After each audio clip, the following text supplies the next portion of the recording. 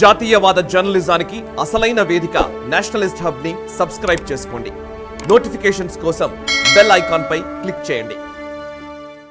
నమస్తే, welcome to Nationalist hub.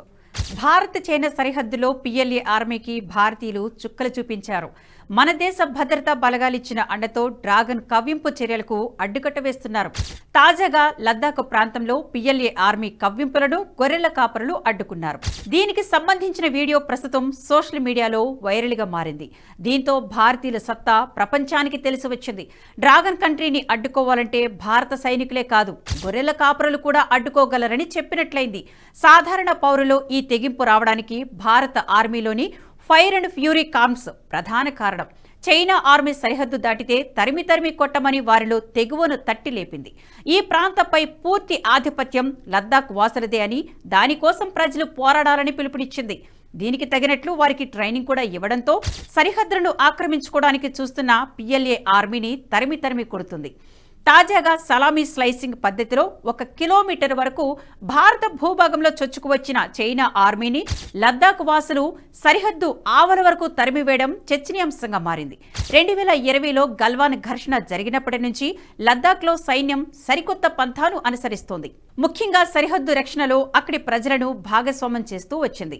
స్థానికంగా నివసించే సంచార తెగలను ఇందులో కీలకంగా చేసుకుంది భారత ఆర్మీ. తాజాగా కొద్దిమంది చైనా సైనికులు భారత్లోకి 1 కిలోమీటర్ భూభాగం మేర చొచ్చుకు రావడానికి ప్రయత్నించారు.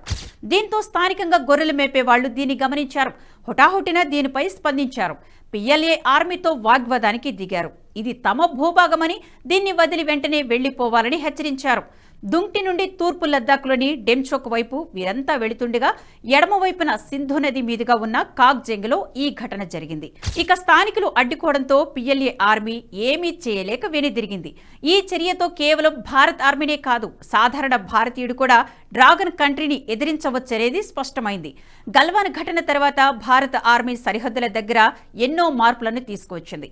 ఎల్ఏసీ వెంబడి రోడ్లు నిర్మించడంతో పాటు సరిహద్దులను పటిష్టం చేయడానికి ఎన్నో చర్యలు తీసుకుంది.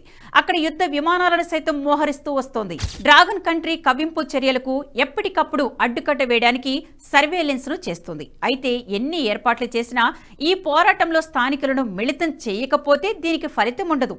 గతంలో కార్గిల్ యుద్ధం సమయంలోనే ఈ విషయం తేటతెల్లమైంది. పాకిస్తాన్ నుంచి ఆర్మీ భారత్లోకి చొచ్చుకువచ్చిన విషయం మొదట గొర్రెల కాపరులే గుర్తించారు. సాధారణంగా గొర్రెలను మేపడానికి సుదూర ప్రాంతాలకు ప్రయాణిస్తుంటారు. ఈ క్రమంలో ఎప్పుడు వెళ్లే ప్రాంతంలో ఉన్న పళంగా పాకిస్తాన్ ఆర్మీ కనిపించడం వారు అడ్డుకోవడం జరిగింది. దీంతో మొదటిగా భారత ఆర్మీకి సమాచారం అందించారు. అప్పుడే మన ఆర్మీ ఈ విషయాన్ని గుర్తించింది. అందుకే ప్రస్తుతము స్థానికులను ఈ పోరాటంలో మిళితం చేయడం వల్ల మరోసారి పిఎల్ఏ కవ్వింపు చర్యలకు భారత్ అడ్డుకట్ట వేయగలిగింది. ఈ వీడియో మీకు నచ్చినట్టయితే లైక్ చేయండి, 10 మందికి షేర్ చేయండి. అలాగే కామెంట్ల రూపంలో మీ అభిప్రాయాలను మాతో పంచుకోండి. Nationalist hub group of channels ను సబ్స్క్రైబ్ చేసుకుని తెలుగునాట జాతీయవాద జర్నలిజాన్ని ప్రోత్సహించండి. ఈ వీడియో కింద ఉన్న బెల్ ఐకాన్ పై క్లిక్ చేయడం మర్చిపోవద్దు.